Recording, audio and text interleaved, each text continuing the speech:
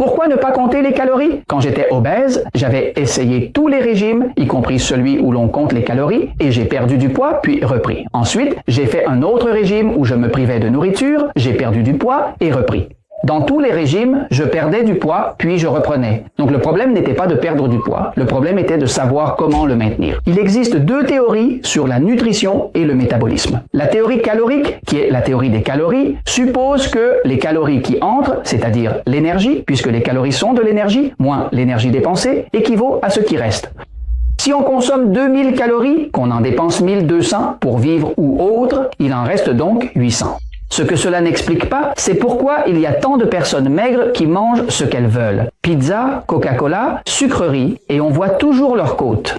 Cependant, il y en a d'autres parmi nous qui ont un métabolisme lent. On dirait qu'on grossit rien qu'en regardant la nourriture. Cela veut dire que là, la théorie s'effondre. Parce que si tu veux voir Jorge s'asseoir avec une énorme assiette devant moi, tout manger et rester comme si de rien n'était. Et moi, je ne peux pas faire ça, parce que mon corps a un métabolisme lent. Cette théorie n'a pas donné de résultat. Cela fait 60 ans que nous comptons les calories. Et 60 ans, tout le monde est plus gros et plus obèse partout sur la planète. Il existe une autre théorie, celle avec laquelle je travaille, qu'on appelle la théorie endocrinienne. Endo signifie à l'intérieur et endocrinien concerne les hormones produites à l'intérieur du corps. Il existe trois systèmes, le métabolisme. Le premier est le système digestif. Vous consommez des glucides raffinés, ce que nous appelons les aliments de type G, c'est-à-dire les aliments qui font grossir. Et toute cette nourriture se transforme en glucose. Lorsque vous en consommez, vous absorbez quelque chose qui va impacter le système hormonal. Pourquoi? Parce qu'au moment où vous avez mangé des glucides, du pain, de la farine, peu importe, cela s'est transformé en glucose. Ce glucose oblige le pancréas, qui se trouve ici, à produire de l'insuline.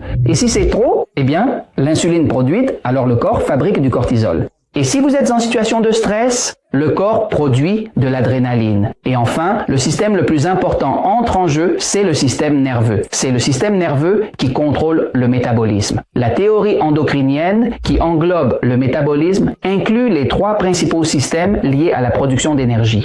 C'est pourquoi une personne qui suit le régime 3 pour 1 suit un régime hormonal, 3/4 d'aliments de type M, qui sont ceux qui font maigrir.